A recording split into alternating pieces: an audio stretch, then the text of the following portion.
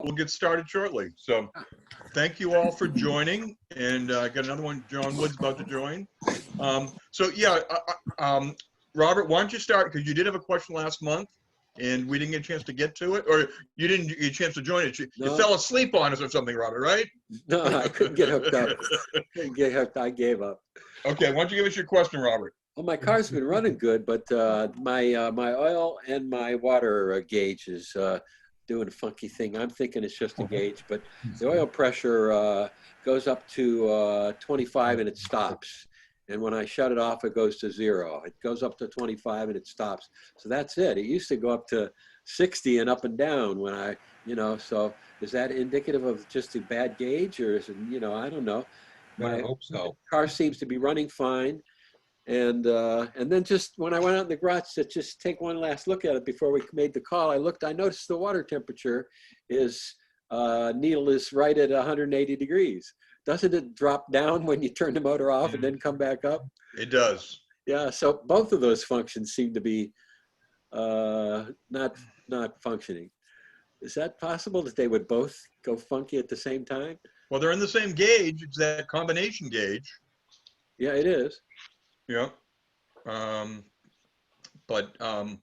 Anyone have any recommendations for Robert as it relates to, or had similar experiences with a combination gauge like that, he stops functioning with oil pressure and the water temperature just stays pegged? Send it off to Nissinger to be rebuilt. Yeah, that would be my recommendation as well. I mean, how old is that gauge? Yeah. Yeah.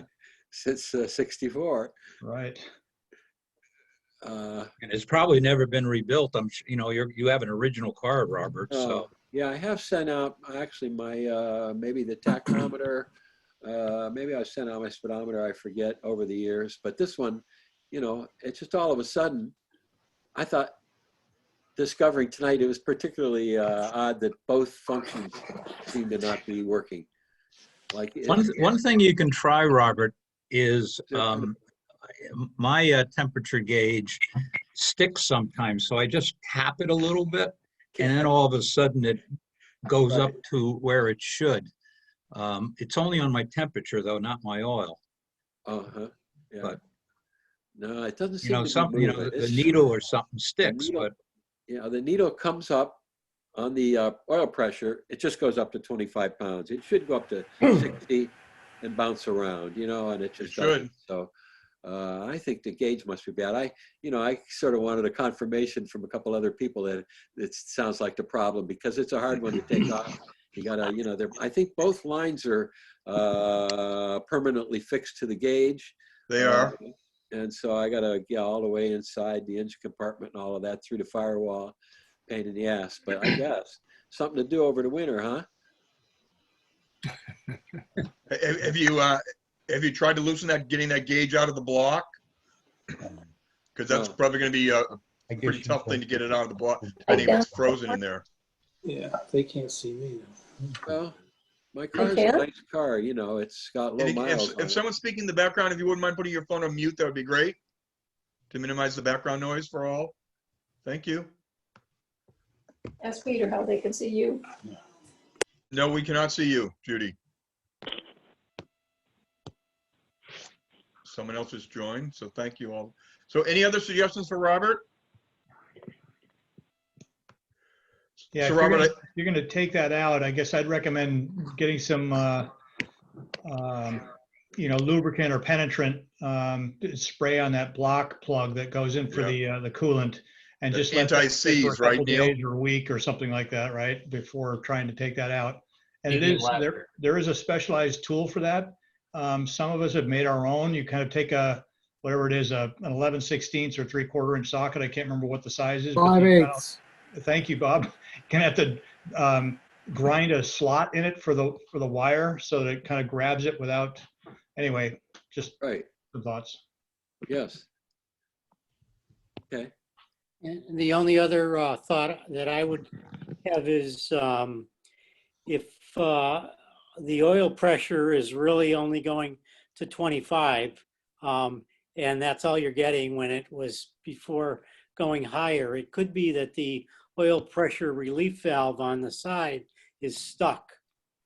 Ted Kiesling had a problem like that, and his was stuck, and his oil pressure was only going up to about that. And once we got it unstuck and put a new one in, his oil pressure became fine. Because isn't there a ball in there, Les, in a spring? There's a spring and a little cap, and actually his cap was jammed in there, and we had to, you know, put an easy out into it to actually back it off and pull it out because we couldn't get it out with a magnet. So we actually, you know, put a thread, tool to thread that would fit inside it, put it in a little bit, and then pulled it out and replaced it. And after putting that back in, everything was fine with his oil pressure. I had the same problem with my 106. The exact same thing when I was in England. So Robert, that's another thing you may want to check. What did you call that? I think it's called a pressure relief valve.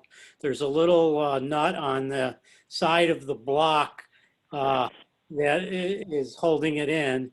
And if you release that, there should be a spring. And if it's loose, the spring and the cap should be freely moving. If it's not loose, just the spring will come out, and the cap will not. And you may need to use a magnet, you know, like a magnet, Right. one to pull it out, to actually get it out of the side. Yeah, I'll take a look at that. Okay. Okay. Great. Well, thank you that. Yeah, thank you. Thank you. Rob Dexter, you're on the call, right? Rob Dexter? I thought I saw you joined us earlier. Rob, can you hear us?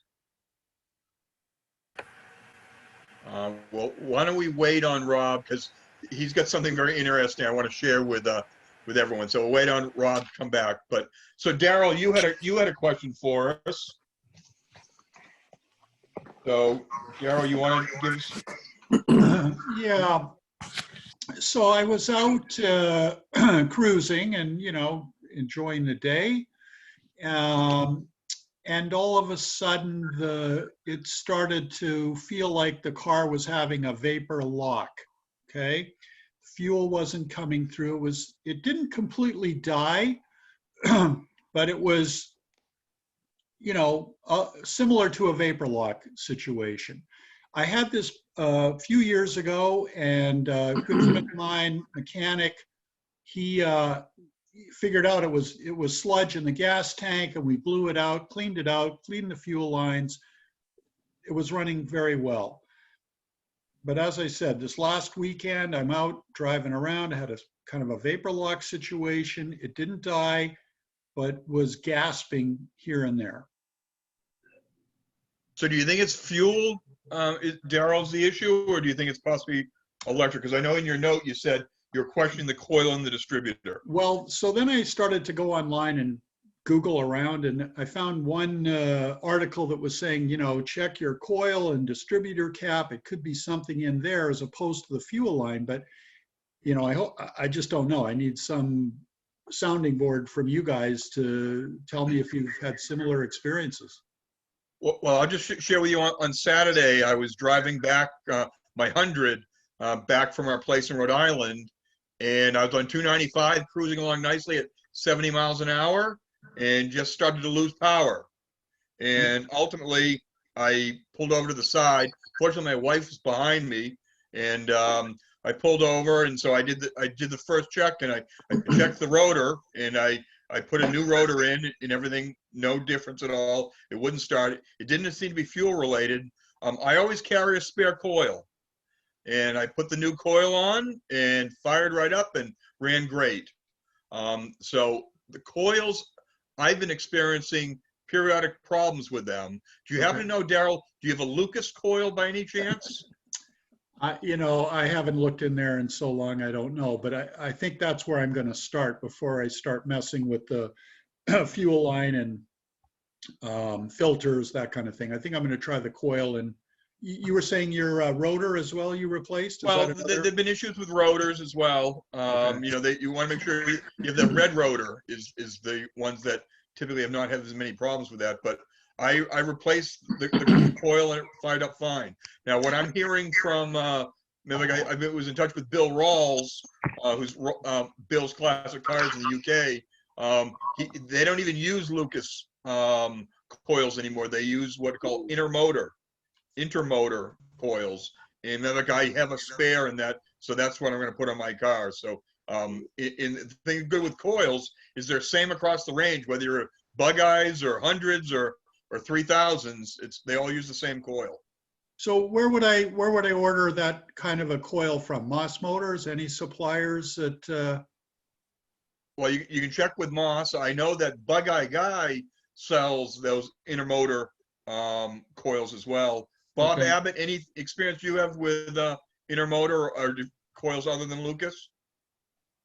No, I've used intermotor other parts, condensers and points, and those kind of things, but they're a well-known company, so I guess you could source it out of Moss. I believe they carry intermotor stuff. You just have to, I think their catalog would say that there's a Lucas coil or there's an aftermarket coil, and I imagine the intermotor is the aftermarket coil. Got it. Because Okay. what I understand now is Lucas doesn't, even if they say Lucas on it, they're not really Lucas anymore. They're coming out of India. Huh. So, but what go on to intermotor.com, Daryl, and see Yeah. go right onto their Sure. website. Daryl, one other suggestion. Do you have an inline fuel filter that you've changed recently?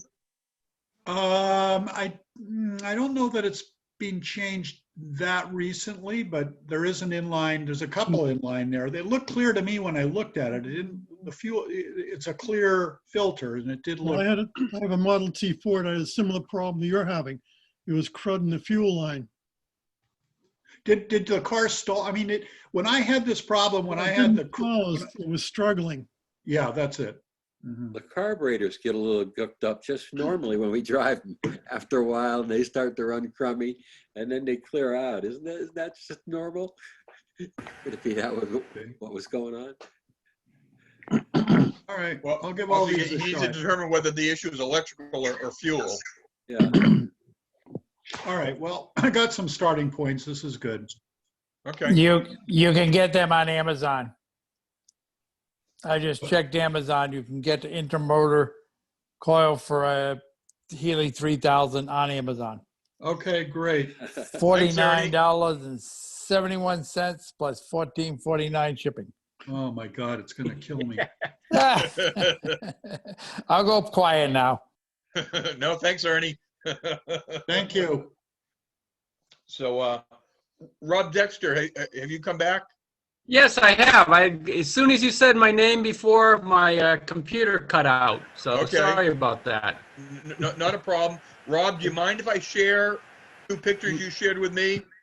Not at all. Okay, so I'm just going to, Rob unfortunately had an accident with his BJ8, so I'm going to share this picture.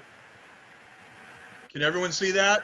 Oh, ouch. Ah, So that's the front, and then we got the side picture here as well. Oh, so sorry. yeah. Just So I didn't mean to painful bring looking. everyone down, but, Rob sent out, he's inquiring as it relates to Jule Frames. So I'm going to share another, if I just give me 1 minute, I'll do another share. So I posted up Jule earlier. He's asking about a Jule frame, and for some reason I don't see where it didn't come up. I apologize for that. But so anyone on the call have experience with using, replacing frames and using a Jule frame? Yes, Lord, no. Wow. I remember years ago, Bob Abbott, you had something in the shop there that was one of the aftermarket frames. I can't remember if it was Jule or what's the other one, Kilmartin or something? I can't remember. Yeah, we've had a couple of cars in with Jule frames under them. We actually sent a car off to have Martin Jensen put his frame under one of the cars. He's not running that company anymore, so I can't speak for it anymore. But this was a number of years ago, and he came down with his trailer and picked up the stripped car, the stripped chassis, and took it back up to Toronto, and changed all the superstructure, all of the firewalls and the footwells and that kind of stuff. Took the old off the old chassis and put them back on the new chassis. It was a little bit pricey to have him do it all, but it was all done with jigs that he had produced. So I'm thinking that maybe the people that bought the company after he sold it are using the same jigs and everything. It's a very, very nice frame. It's very, very solid. It does a great job. My only comment about it is that the frame does not come with all the little holes you need to have in it for fuel line attachments and electrical attachments and all like that.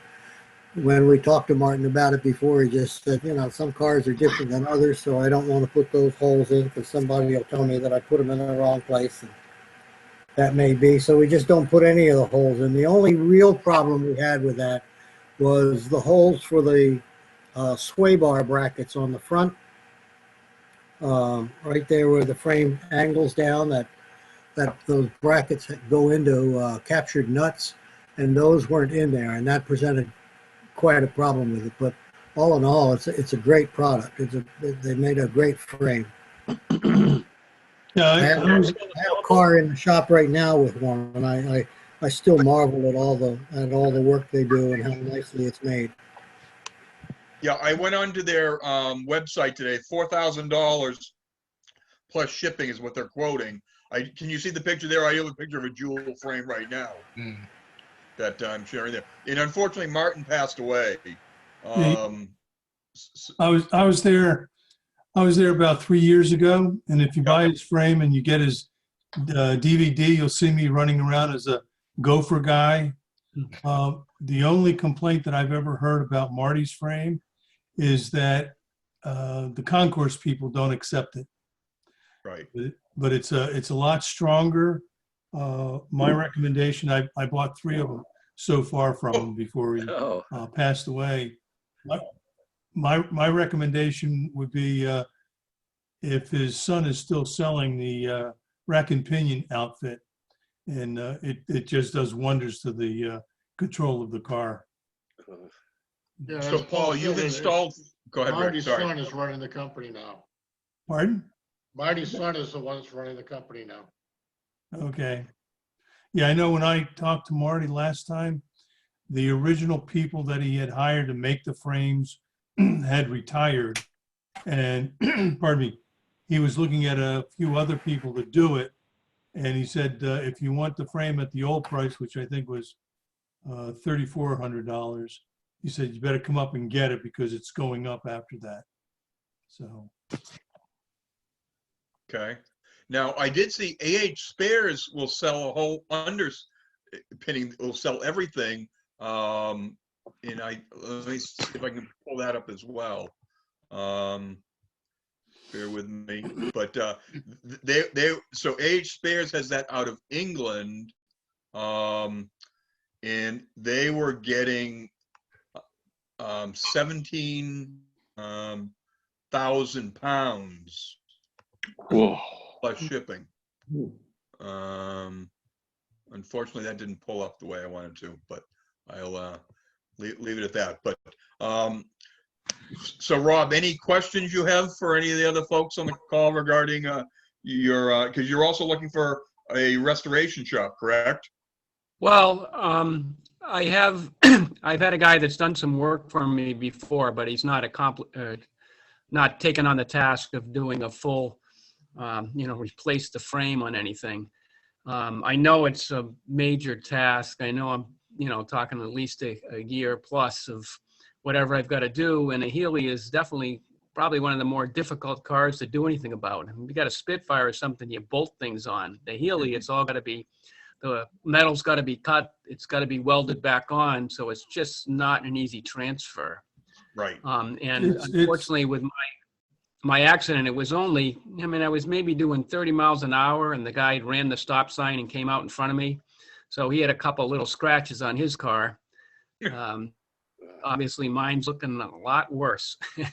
Were you well insured? The transfer to. Well, the insurance is a question. I'm going after his insurance company because he was totally at fault. He got cited for running the stop sign.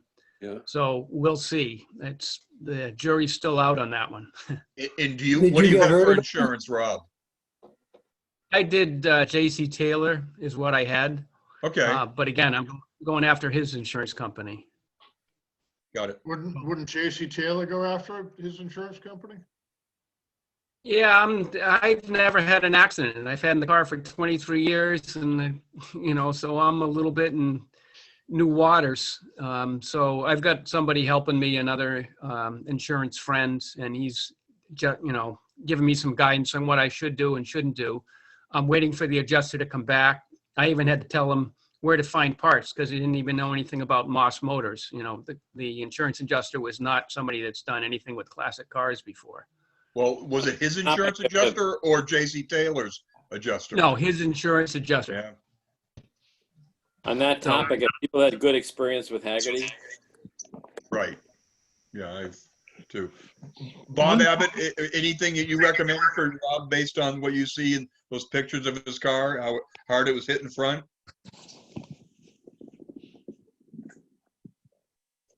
Bob Abbott, are you there? Are you on mute? Okay. So Paul, you mentioned you've done 3 different Jule frames under your cars? No, I've done one. I own 3 frames. Okay. I have 200s and 106 frame. And the 106 is coming along quite well. To answer the other gentleman's question, it's not that difficult to take the rear bulkhead and put it on and then put the front bulkhead on. If you buy a Jule frame, it does send you a DVD and it takes you step by step, and it's pretty self-explanatory how to do it. I was surprised. You probably will have to do something with your front bulkhead because look, based on the amount of damage, I'm sure it got into your floorboards and front cowl. So Yeah. Well, yeah, you can see the cowl, how severe it's hit. Yep. you've got a severe kink in your frame right there where your front suspension is. So I know was talking a short while ago to Kent Lacey, who some of you may have known, who passed recently. And he shared with me a frame that he got from the Netherlands. And he said has been denied by some, including Australia's own Prime Minister, Scott Morrison. And again, if you're not speaking, if you put your phone on mute, please, your computer on mute. We're getting a lot of background noise. Thank you. He had bought a complete frame from a company in the Netherlands. I think he said it was cost him $25,000. Wow. But all he had to do was hang his sheet metal. They had the front and the rear bulkheads all already attached, and it was pretty neat, but the price tag I thought was a little bit pricey. If you're looking for somebody that might be able to do that and do all the framework, replace the frame, I'd probably talk to Peter and Gabe at Highland Motors in Highland, New York. Okay. They've been doing Healey's forever. Yeah. And they do body work and everything. They might be a good place to go. And Ted Pryor knows them. Yeah, I saw Gabe do a right front on 106 about 3 years ago. The car was about 1.5 inches shorter on the right than the left. And he got a front corner from Moss and they put that on. Certainly wasn't as damaged as much as this gentleman's, but yeah, he'd be a great person to talk to, get some advice on it and see if they could do it. Okay.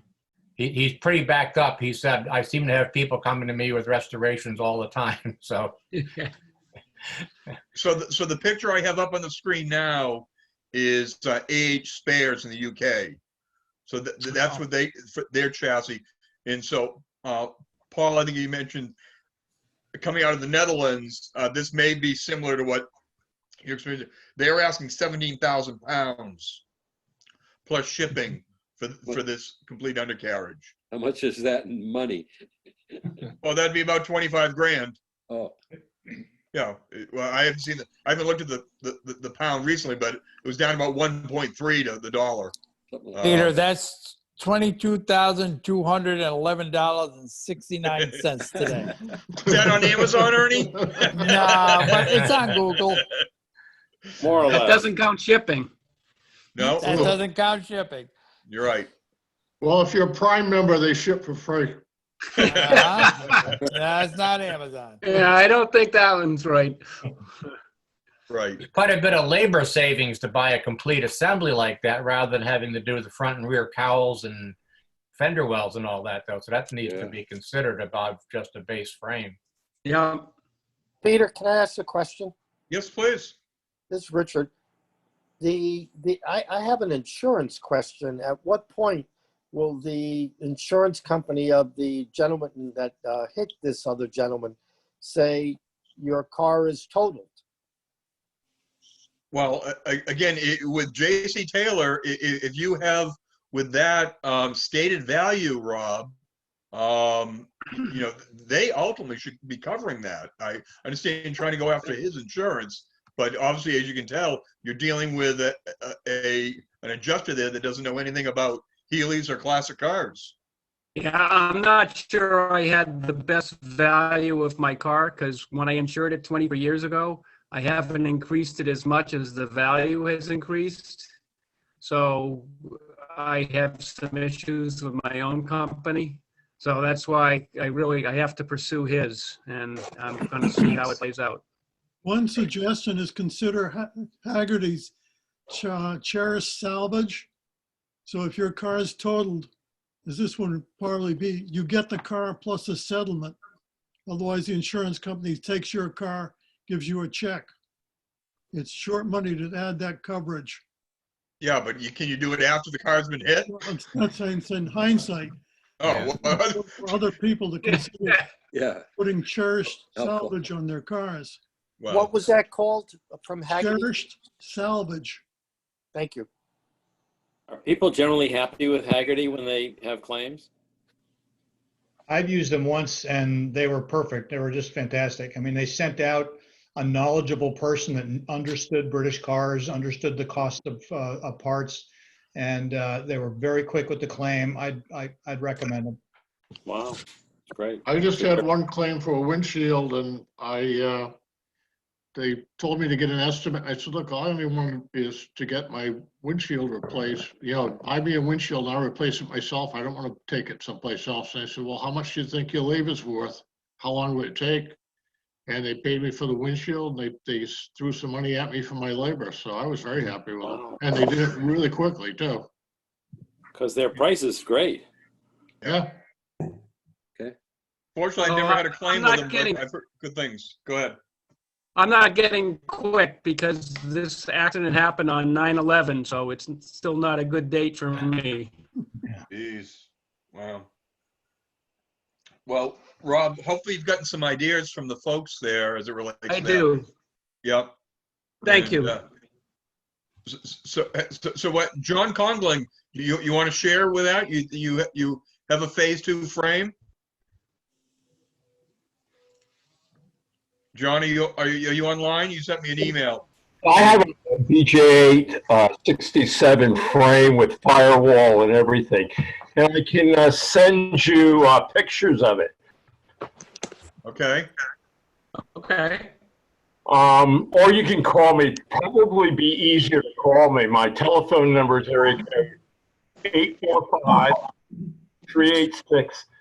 845-386-2934. And I think it's very doable. It's a 67 BJ8 frame firewall, and it looked like it may really work with what you've got there. Okay. What year? All right, I'll give you a call. They're both 67s. Okay, Yes. that's not a problem. Yeah. With the phase 2 frame. Okay, excellent. right. Thank you. I'll be waiting for your call. Okay.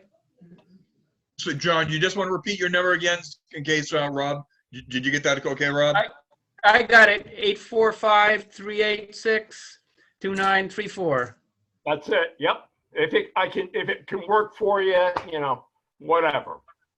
Where are you located? I'm in New York. Okay, I'm in Connecticut. Okay. Yeah, so Rob, that's John Conklin. Remember, John was a big help when we were working on Manny's car, the restoration we did a couple of years ago to get his car finished up. So John came up from New York a couple times while we had our tech session in my place in Mansfield, and he provided some good parts for Manny's car. So thank you very much, John, for that. You're welcome. Thank you. Someone else who could do that work in Poughkeepsie, New York is Ray Kennett at BTO Auto Works. And he's done numerous Healey's over the years. He just finished a BN2, but he's done many Healey's over the years. And it's BTO Back to Original Auto Works in Poughkeepsie, and the gentleman's name is Ray Kennett. Very good guy and very familiar with the cars.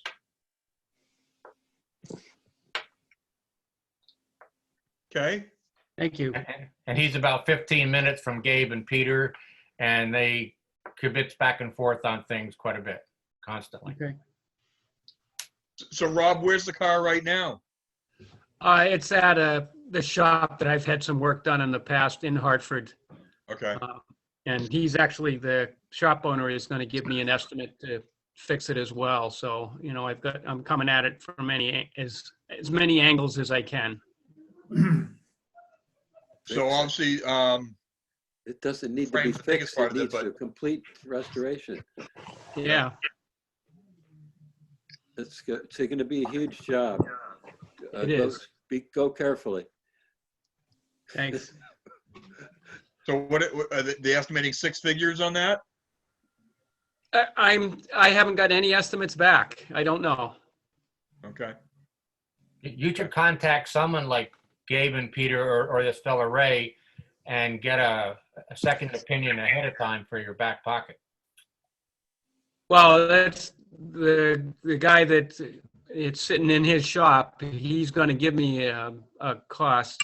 But he doesn't know He was Healey. off in Europe for 3 weeks.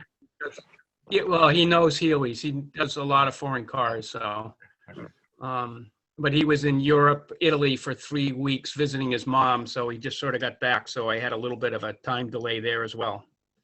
Gotcha. Time is Okay. Anything else, Rob? No, thank you.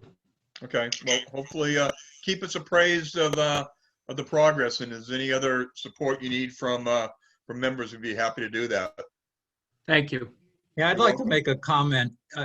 He brought up a good point about insurance coverage, and if I probably looked at my valuation, I'm probably underinsured too, because you think, oh, what's the worst going to happen? I'm going to have a little fender bender or a little bumper thing, or things like that. So we all might want to look at our insurance values.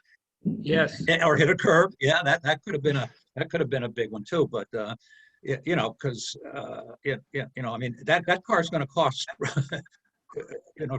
As you said, that car could cost 6 figures to fix, and very probably. Yeah. Right. Yeah. You use replacement value, like it's and I'm sure a lot of us are probably underinsured. I mean, some, especially ones that have owned cars for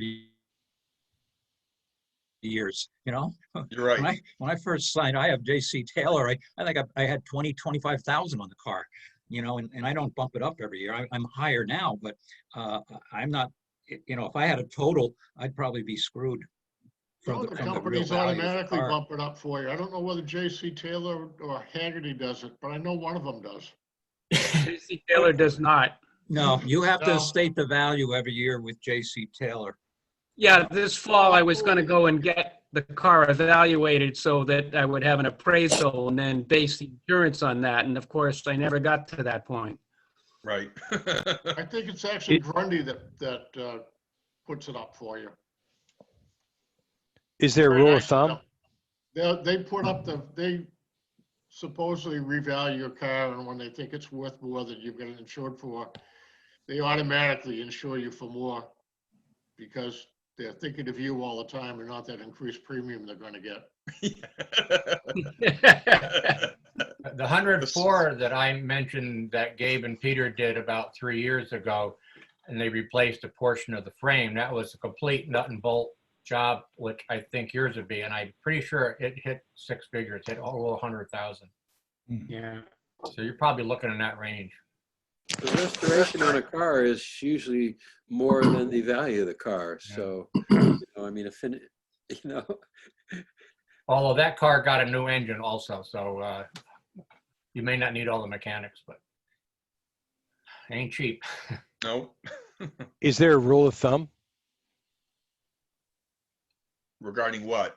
So, sorry. So, I mean, is the obvious answer like you just go and look at the same kind of car online? If I was going to buy it now, and it's costing $60,000, that's your minimum.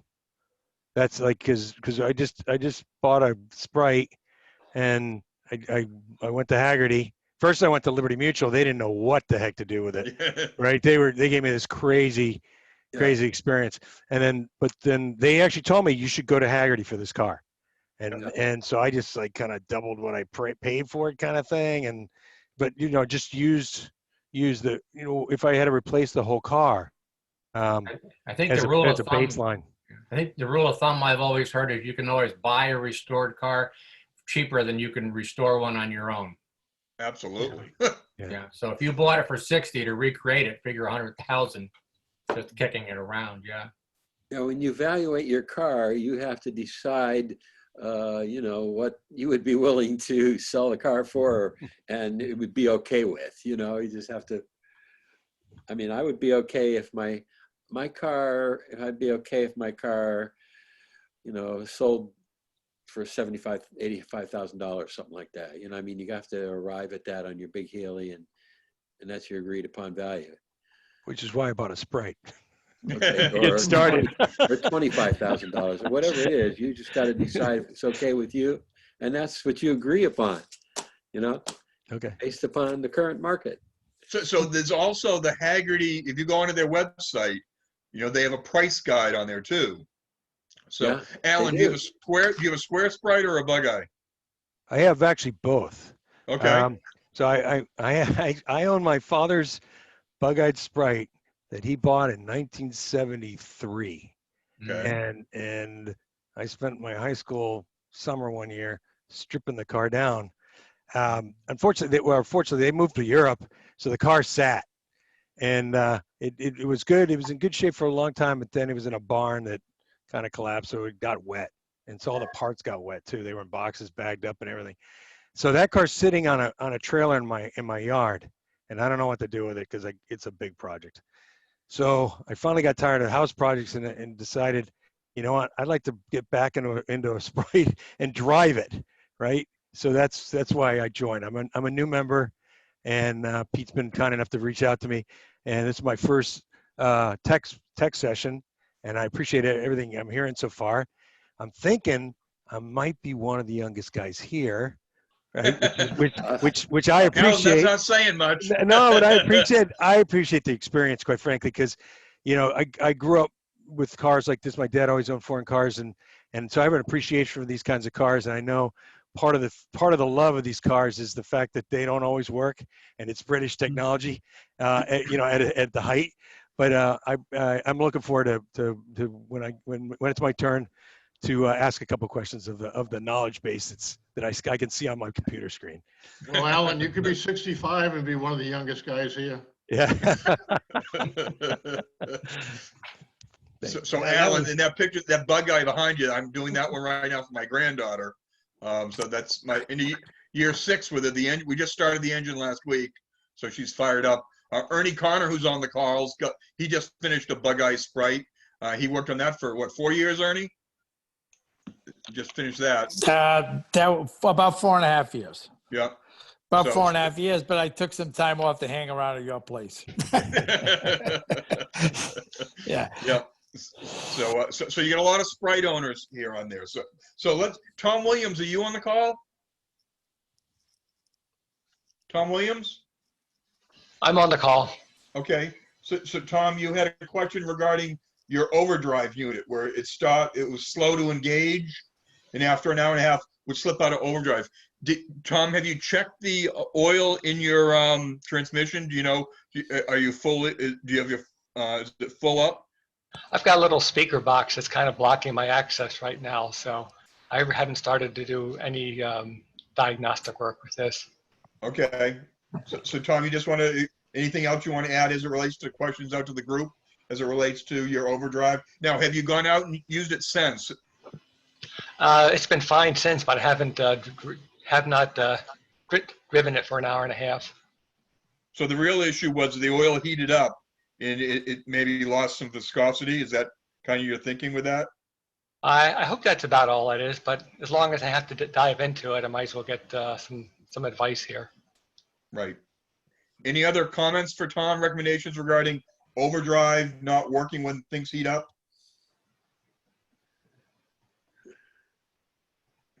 Only when it gets hot, huh?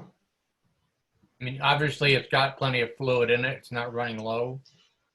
I don't believe it is. I checked it probably a year or two ago and it was fine then. And Tom, are you using straight 30 weight non-detergent oil?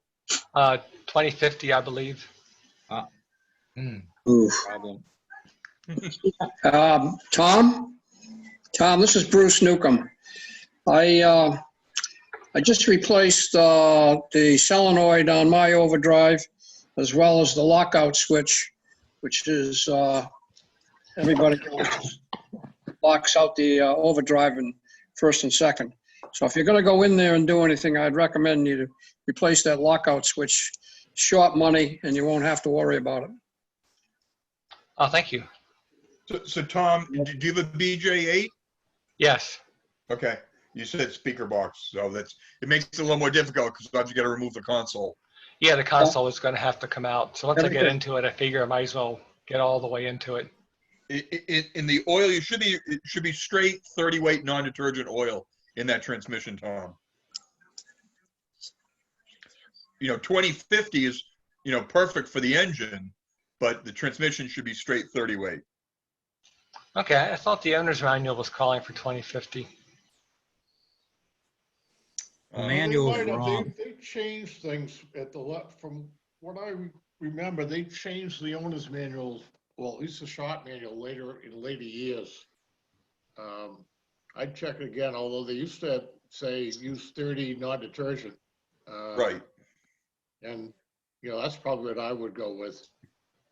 Because you're not going to, the detergent, the problem with using a detergent motor oil in your transmission is that it flushes all the particles, your brass from the synchros and stuff, flushes them to the bottom and recirculates them. Whereas with a non-detergent oil, it just sinks to the bottom and stays there. But the detergent, it keeps it floating around inside the transmission. That's why they recommend the non-detergent for a transmission. Yeah, when Gabe and Peter went through my overdrive and gearbox a couple of years ago, that's what they put back in it, as well as quantum mechanics, John Esposito. That's what he recommends also. Right. So I think Wolf's Head, sells sort of a straight 30 non-detergent. Napa does too. Do they? Yeah, Advanced Auto does. I just put that in my bug eye. Has anyone tried using Redline MTL in lieu of 30 weight non-detergent? Bob, I've heard people doing that, but I personally have not. Yeah. Well, that is a recommendation. I just picked up another British car that has a Moss gearbox, and it's a Morgan. And the Morgan community, it's the Moss also originally spec'd a 30 weight non-detergent, but a lot of the Morgan guys are saying to use a Redline MTL. It's the same weight, it's non-detergent, and it's GL4 rated. I mean, so I put that in the Morgan and, it seems to work fine, but I thought I might try it in the Healy and see what happens. But Well, the 30 weight worked if it's non-detergent, it shouldn't be a problem. well. I'm just wondering if anyone had ever used that. What's that? Redline is a top quality product. It's right. Yeah. And it's a non-detergent oil, and it's made for transmission. Yep. Yeah. Oh. Yeah. We put it in our BMWs. Yeah. It is. Yeah. It's BMW approved too, Robert. It is. So, Rob Mahoney, you had a question regarding STA-BIL. So, are you planning on putting your car up? You've got a bug eye as well, right? Right. Is that the right thing to do over the winter? Well, are you putting the car up? No, I'm just, turning it off for 4 months. Okay. Well, I mean, so are you storing it inside or outside? Yes, inside. Okay. Heated? Is the space heated? Not space heated, but it's an indoor garage, but no, it'll be ambient temperature. Right. A lot of people recommend it. I personally don't. I try to run my cars all year long whenever it's dry. But others with a recommendation on STA-BIL? Yeah, Peter, I've been using STA-BIL with a full tank of gas for the last about 10 years, and no problem. It sits for, I usually put it up in November, early December, and then start it back on the road in April, and it always starts right up, and I've had no problem with it whatsoever. Yeah, I think you definitely want to do it. Anytime you let gas sit that long, it's not good for it. And you STA-BIL, the other one is Star. What the heck? I keep on forgetting the last that. Artron. Yeah, that's a good one as well. Can I just ask another bug eye, because I'm a new bug eye owner, and I'm shocked by the friction point on the clutch. It's so low to the floor. It's like 2 inches off the floor. Is that the way it's supposed to be? No. That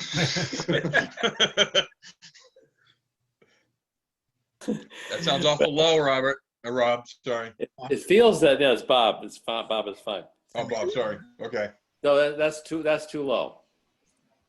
I think it is.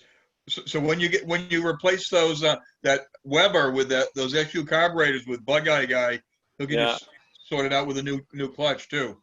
Sounds like it. Okay. You see, Bug Eye. I also don't have a working speedometer, and Bug Eye guy is promoting this new fancy GPS speedometer. Yep. What's the word on that?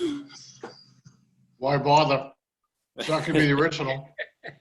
Right. I mean, if you don't have, have you checked the cable and speedometer to see if it's turning? No, I haven't started looking at it yet, but I was just looking at it, and I said, why do I want to bitch it up with a new version speedometer when everything else is original? It's not going to match. It's going to look a lot like the original, but it's not going to match. The cables they break, so Bob, what you can just do is unhook that from the back of the speedometer, and then see if you can turn that cable. It's got a square head on it, to see if you can spin that or not. And perfect. That would determine. It's quite. I've had them break it right, and they come out in pieces. It's probably the cable's probably $15. Even I can try that. I've heard of people putting a drill on it. Yep, you're right, idea? Alan. Okay. Well, to see if it will spin. Yeah. Yep. Yeah, I had that cable should extend about 7/8 of an inch beyond the knob too. Yep, you're right, Ted. I've heard those GPSs were noisy. Really? They made a noise. That's what I've heard. They're so noisy you can hear them in the Healy. Quite less. Well, also they're not good for a positive ground car either, I don't think. Okay. So Bob, is your car still positive ground? Do you still run any generator? Bob Mahoney? Okay. Yes. Okay. So my trouble with the clutch is for real, that it shouldn't be that low. No. Got it, okay. But I mean, have you checked the fluid in the reservoir? I mean, do you know if there's any possible leak of the slave cylinder? I checked all the fluids, yeah. Okay. That sounds awful low. Yeah, literally it's 2 inches off the floor. Getting back to the stable in the gasoline, I've for the past 35 years used stable in 4 of my antique cars, but I use the marine stable. It's a blue stable rather than red, and I've never had a problem with it. Fill the gas tank and put the marine stable in. Starts right up. Great. Thanks, Ted. Thanks, I Bruce. fill my gas tank in the old cars before I store them, and I don't put any stable in them. Interesting. Seems to work. Well, we all feel strongly both ways. Yeah. Well, no, I think it's probably a good thing to do. I don't because I drive my cars. So, but Well, I Rick think is right that if you leave gasoline for more than a few months, it starts to break down. Right, as Rick pointed out. The idea of stable is to keep it from doing that. I have a question about tire pressure when you're over the winter. One guy told me just fill it right up to 50 pounds. Other people say to leave it underweight. I might add a few more pounds, 5 or 10 maybe, because it'll seep out over the winter, but I wouldn't go 50. No. You could probably put helium in there and you could tie it up for the Macy's parade and that kind of Okay. Any rule of thumb on tire pressure? Yeah, I'd throw another 5 pounds in it. Okay. Because it contracts, when the cold comes, it contracts. Right. Well, like Peter, I'll get out there and try and start it up and ride it around the block or something, but keep it running. Yeah. I think that, Bob Abbott in another tech session a few years ago recommended adding 6 to 8 pounds to the tire for winter. Okay. And I usually bring mine up to 40 pounds. Thank you. It can get up to 0 degrees up here in New Hampshire. So in that fancy new garage, it's nice and warm though, Bob. Well, this winter maybe I can just leave them at 30 pounds. Then. Sounds good. So Jack Toll, are you still on? Yes, sir, right here. So Jack was inquiring as it relates to recommendations for cleaning and conditioning his leather upholstery. Any recommendations on products for his leather seats and his upholstery? Leather Reek. What is it again? There's a product called Leather Reek. Leather and then RIQUE. I would just check it out on the internet. A lot of I found out about it on Porsche forums. Porsche guys swear by the stuff. It's not cheap, but it works well. I've used it on some of my leather. Well, there's so many new products. There's a company called Leather Reek. What I've used on my 104 when I got the seats, when I was reupholstering them, and the seats I bought, the upholstery kit used, and they've gotten kind of stiff. And what I used was Lexol Deep Conditioner. It's in a dark brown bottle. And I've been very impressed at how it softened up the leather and has maintained it. What was the name of it again? It's Lexol, Lexol, and it's Deep Conditioner. Okay. And spray it on, and I worked it in, and the seats are just nice and pliable, and it's available at all the auto parts stores, and it's probably like $8.95 for the bottle or something. Thank you. And Lexol's been around forever. Yeah. I've never used it, heard about it. Yeah, I mean, they also have one that's a cleaner and a prep and so on and so forth. Don't buy that. That's in like a beige bottle. Deep Conditioner in the brown bottle, and very impressed with it.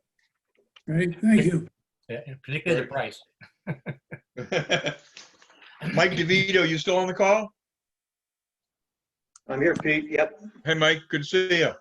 So Mike had a question regarding any recommendations for disconnecting the bullet connectors in the wiring harness. So do you have an early harness, an original harness, Mike? Yeah, I think it is, Pete. And I mean, these things are like glued together, you know. I'm just wondering if anybody's got any tricks, or do I just bite the bullet proverbially and cut them off and put new ones on?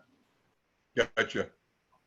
So any recommendations for Mike? Only thing I've ever had work is a real fine pair of needle nose pliers and try to get the nose as deep into this in there and grab the bullet itself. So you're not yanking the wire, but you're yanking on the bullet. I think that's about the only way. Are they? Is there a special tool for putting new bullets on? Do you know? I mean, are they soldered on, or are they crimped? I think British Wiring Harness in Rhode Island sells that tool. Okay. I've never used it. I don't know if it's any good, but I know there is a tool. It is. I use it. Be careful of the new bullets. They're not brass. They're steel. Right. If you can save the old bullets and rewire them, just bending the wire over, there's a stripper that makes life a lot easier putting them in.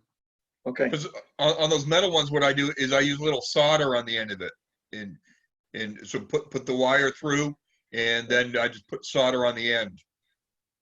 Those bullet connectors. They work pretty well. Okay, that's great. Thanks, guys. Yeah. And what's that grease that conducts electricity, helps conduct electricity? What do they call that? Graphite grease or dielectric? Dielectric. Dielectric grease. Yeah, use some of that.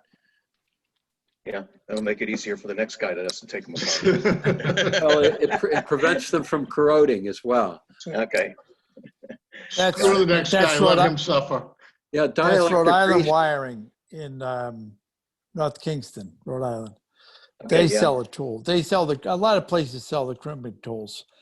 But I saw something interesting. A guy took a pair of vice grip, not vice grip, but channel locks, and actually just sliced the groove in them and used that to put them back together.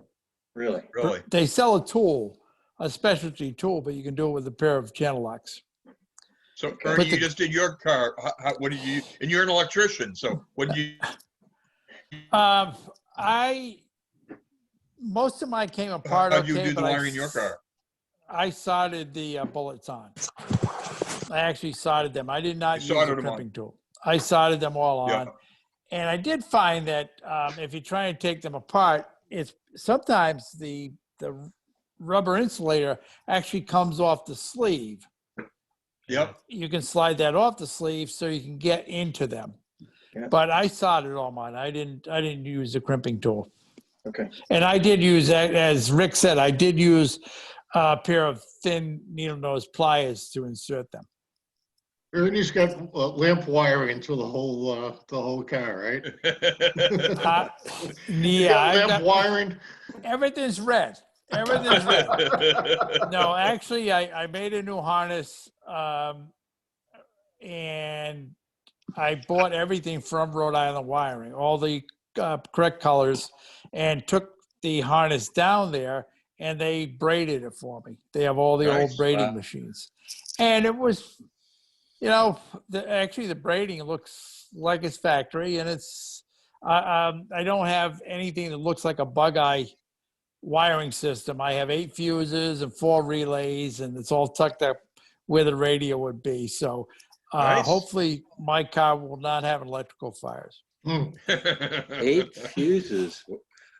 Yes. Instead of just the 2, and only 1 was for the horn. Right. So no, I didn't like that. Being an electrician, I saw too many houses burn. So Alan, you got some questions on your Sprite? We're starting with the wiper motor. I do. So a little background. I just bought this car and got it about a month and a half ago. It was supposed to be drivable, but it had a crack in the windshield. So Massachusetts isn't going to let me, isn't going to inspect that for me. So I got that problem to fix, which I think I'm on the way to do that. But the bigger issue I have right now is, so this car, I don't know really understand it totally its pedigree, but I'm thinking it's pretty dubious.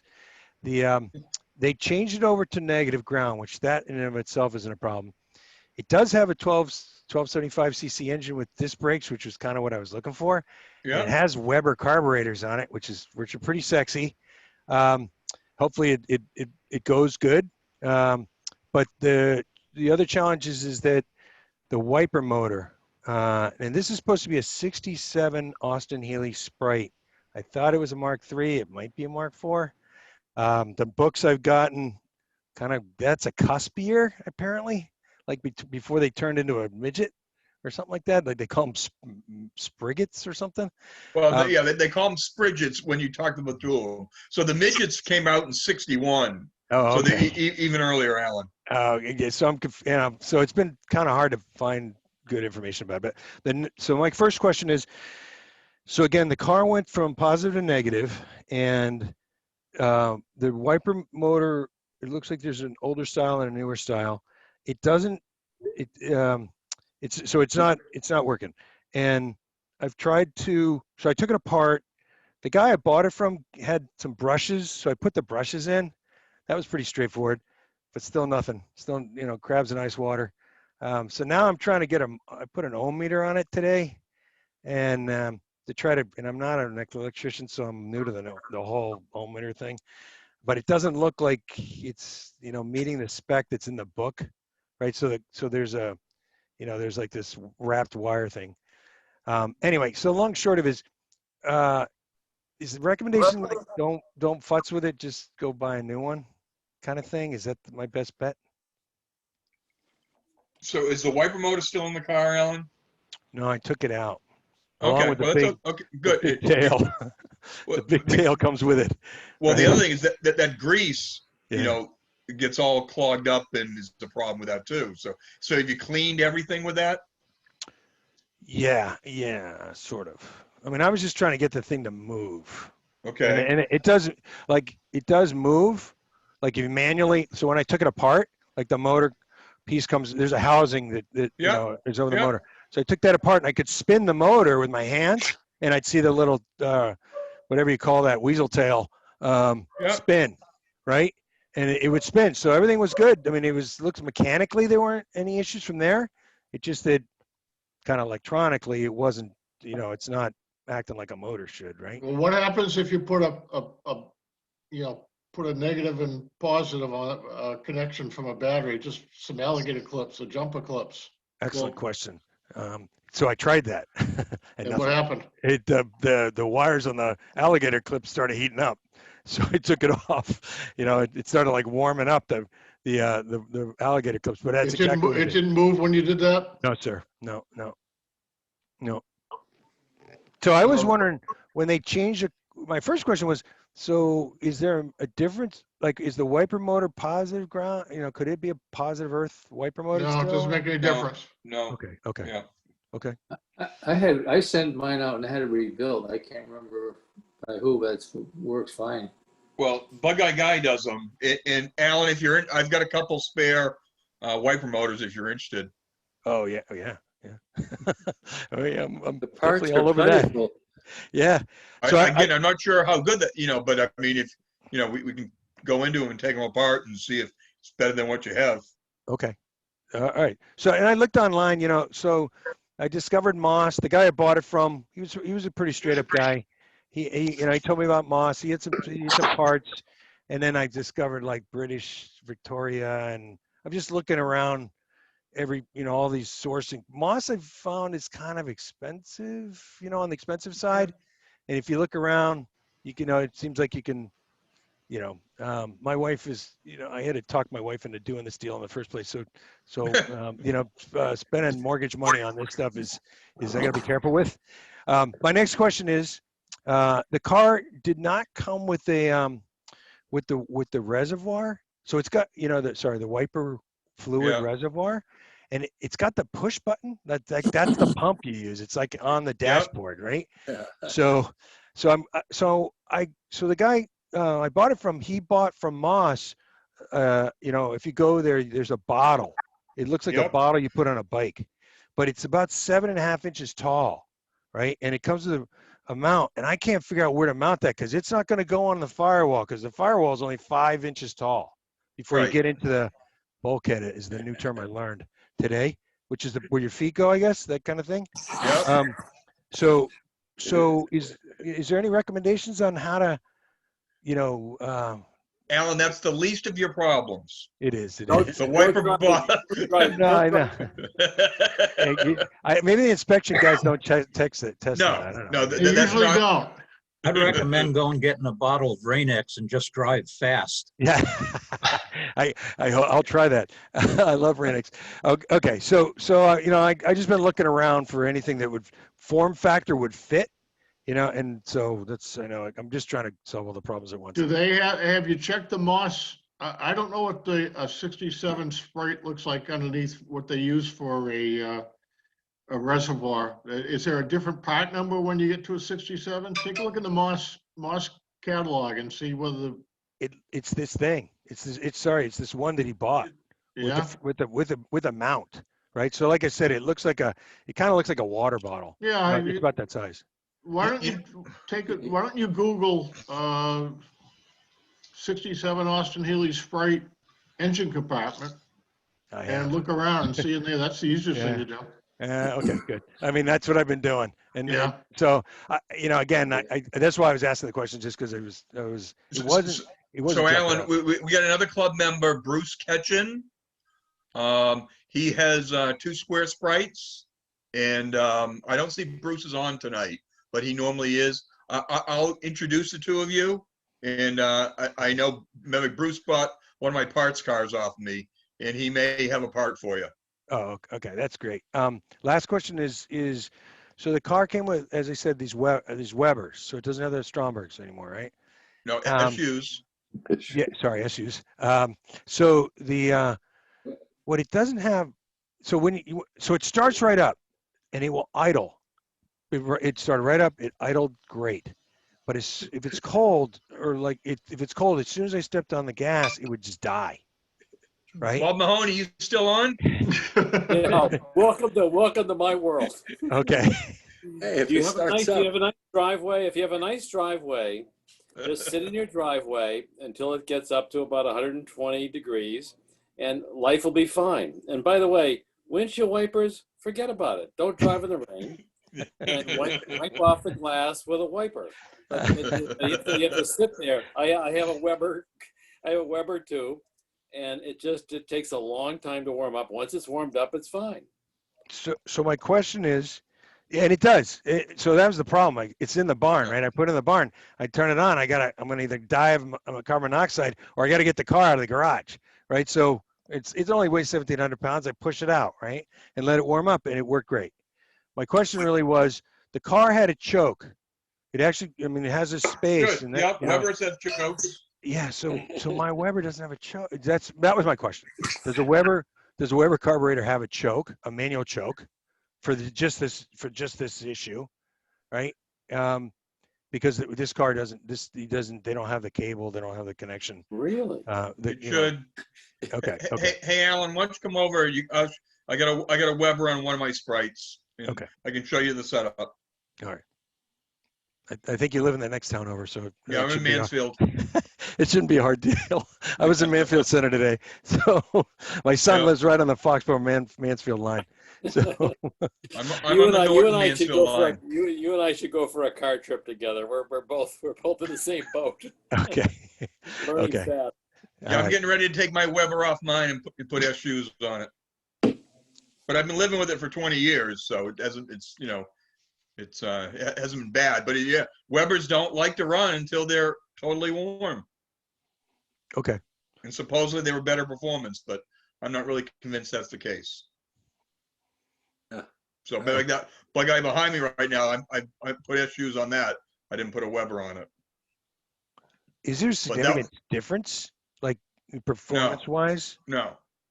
Oh, okay. I got one with a Weber and one with SUs, and it's not significantly different. Okay. No. Any other questions, Alan? Oh, I got a ton of them, but I don't want to take every time today. I've taken the dashboard off. I got to know the guys at Messenger for $700. Okay. They did a rush order for me to rebuild my Speedo and my tack, and he upsold me to a circuit board in the tack, so I can go with electronic ignition if I want. So so hopefully I'm good there and all that stuff. But it's amazing that the quality of restorations that people will go through. And I'm looking at the wiring underneath it's not, and to use the term in my town, it's not kosher. It doesn't look good. So I'm gonna try to learn as much as I can about British wiring, and my voltmeter, my multimeter, and try to figure out what really should be going where. And I'm just trying to do it once. I don't want to keep opening up the dash. So it's like, we hear you.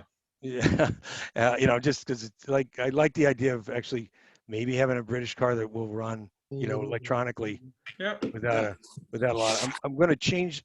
I'm going to tell you one thing though. I want to get it, if I could ask an opinion poll. So this car came with a roll bar, and I'm concerned that this car is little, and that some soccer mom's going to run over me.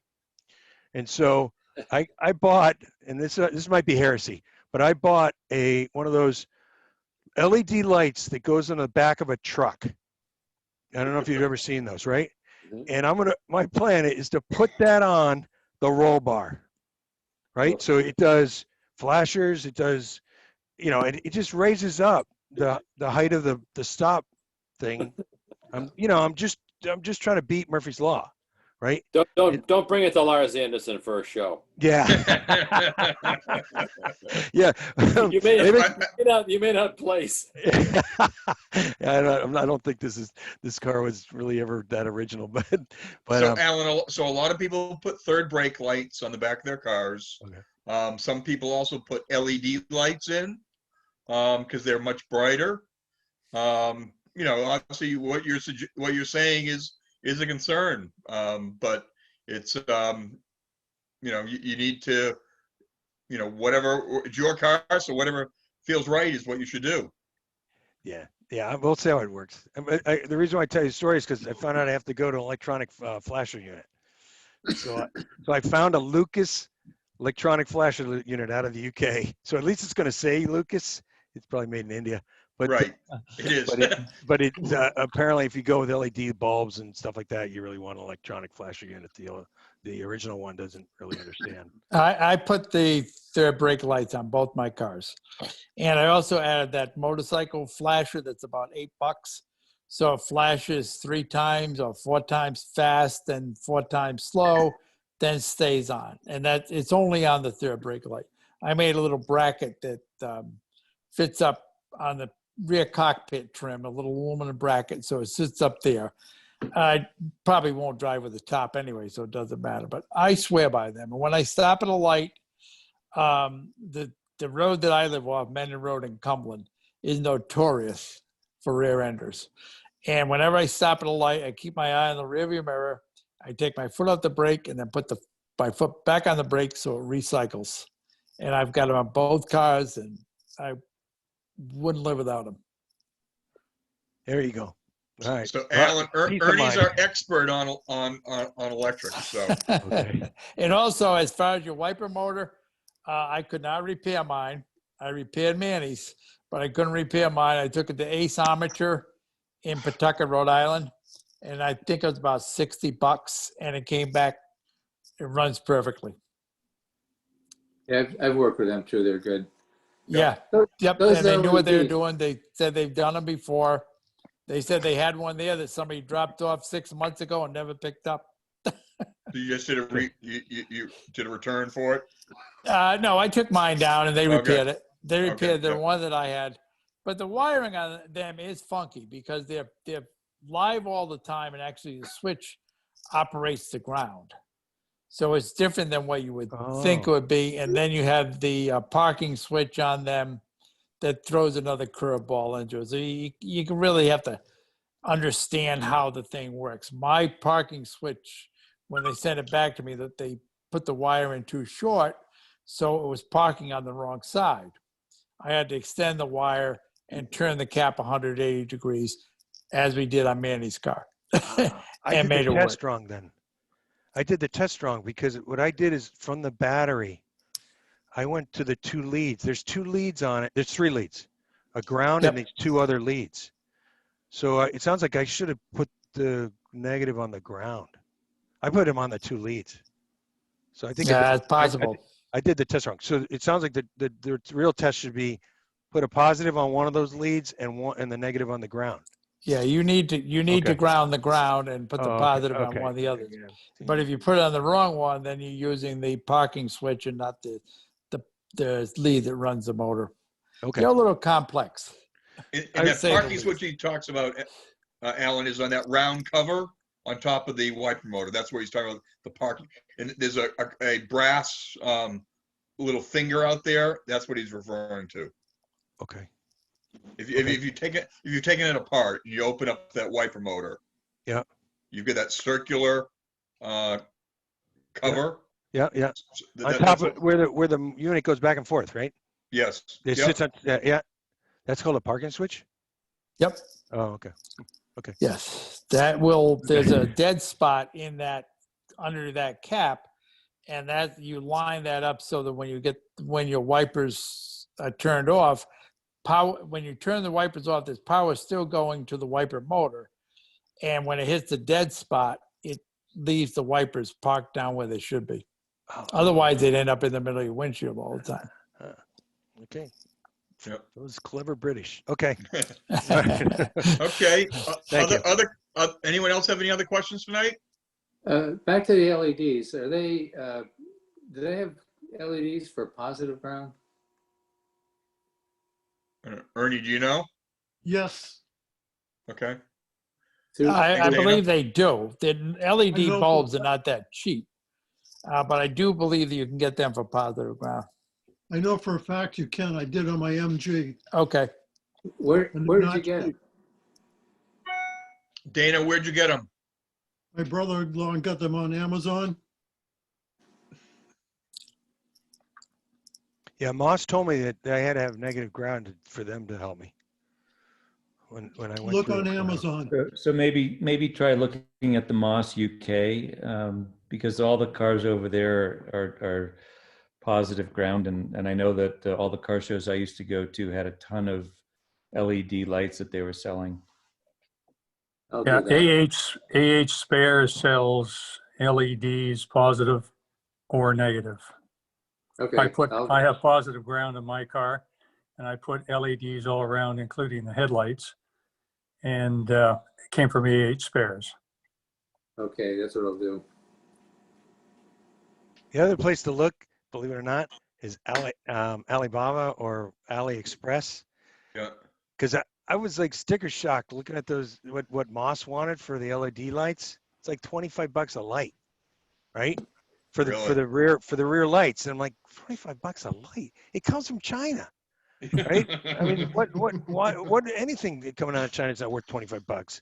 And so if you go to AliExpress, there's all these guys selling all these lights. So if you know but you need to know what you're ordering. That's the challenge. You know, but it's like it's way cheaper. So that's my goal, is to learn how to own a Healey, an Austin-Healey, and be able to do it on, cost effectively. So you're talking about the wiper? Do you have the wiper motor out of the bug eye? It could be it's in a box somewhere, maybe. It's in a box. Okay. That's a sad story. I don't really like to talk about it. Okay. So, yeah, I don't know. But I do a lot of parts for the bug eye. I got a lot of stuff. That's good. You always need parts. Yeah. I went looking for the, the little vents. I'm missing a heater vent on the sides. Yeah. And I went to look at the bug eye, and there it is. It's right on the bug eye, but it's been sitting out. It's been sitting out a little too long. I couldn't open it up, so I had to buy one of those stainless steel ones. That was expensive. So, but another source for LED lights is a little British car company. LBC. They're Thanks, an internet supplier, but I mean, they were selling LED lights 15 years ago up at British Invasion out of their trailer. And so they were one of the first companies to get into LED. Great. Try them. Okay. Any other questions tonight? Yeah, Peter, I've got a Hi, Les. question for the group. I've a carburetor related question. I'm getting some backfiring going downhill when I'm backing off the gas. Now the car idles great, the car runs great, it's really strong, pulls good, and you know everything is seems to be great. But as soon as I get going down a big long hill and I let off the gas on it, it starts backfiring a few times. And once I get back on the gas, it's fine. And wondering if anybody had any ideas what's going on there. Stock motor? Stock motor, BT7, stock carburetors, SUs. My guess is it might be Rich. Well, you know, it could be, I guess. It doesn't, you know, it doesn't seem to get real bad gas mileage. I mean, it gets like 19 to 20. Yeah, I mean, I'm thinking you get an excess gas that gets fired up, you know, it gets pumped out of the cylinder and then gets ignited in the exhaust pipe. But oh, okay.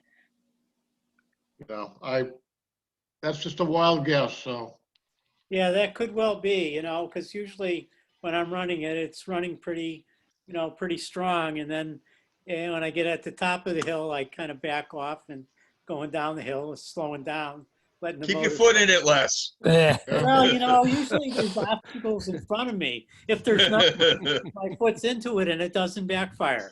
So if I'm going down the hill with my foot into it, it's fine.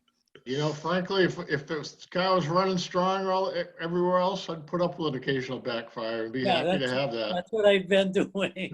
I was just wondering if maybe a float was sticking or something, but I thought if that was happening, I'd have trouble otherwise, you know, like idling or running or whatever. Right. Yeah. Okay, well, thanks. Thanks, Les. Anyone else? Okay, so our next call, it's going to be the 9th of November. So hopefully you've enjoyed it. People comfortable with starting at 7 instead of 8? Is that better for people? Yep. Yeah. Okay, Works for me. great. Yeah, I like it better. Okay, great. We'll leave it at 7, and then I'll continue to do that. Well, I'll do both the email to make people aware of the call as well as send you a Outlook. So that way you can do it either or. So great. Thank you for doing this, Peter. Thank you. Thank you. You're very welcome, Peter. Thank you. Thank you very much, Peter. Take care. Bye-bye. Good night. Peter, hold on, Peter. Yep.